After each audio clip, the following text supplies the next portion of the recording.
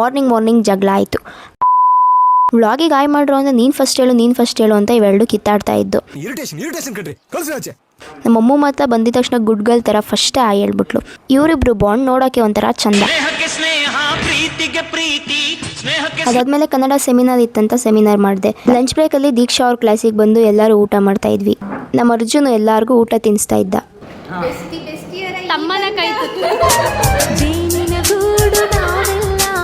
Finally ಒಂದು ಬಲವಂತದ ಮದುವೆ ನೋಡ್ಬಿಟ್ಟೆ.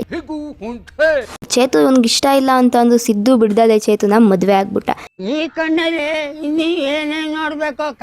ನಾವೆಲ್ಲ ಅದಕ್ಕೆ ಅಕ್ಷತೆ ಹಾಕ್ಬಿಟ್ಟು ಆಶೀರ್ವಾದ ಕೂಡ ಮಾಡಿದ್ವಿ.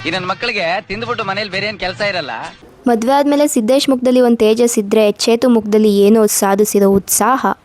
ಆವತ್ತು ಇವರ ಮುಖದಲ್ಲಿ ಒಂದು ತೇಜಸ್ಸನ್ನು ನೋಡಿದೆ, ಏನನ್ನು ಸಾಧಿಸಿರೋ ಸಂತೋಷ. ಈ ಮದುವೆಗೆ ಅನ್ಎಕ್ಸ್ಪೆಕ್ಟೆಡ್ ಆಗಿ ಸರ್ ಕೂಡ ಯಾವಾಗಲೂ ಬಂದ್ಬಿಟ್ಟಿದ್ರು. Congratulation brother. ಅದಕ್ಕೆ ಡೌಡು ಅಂತ ಓಡೋಗ್ಬಿಟ್ವಿ.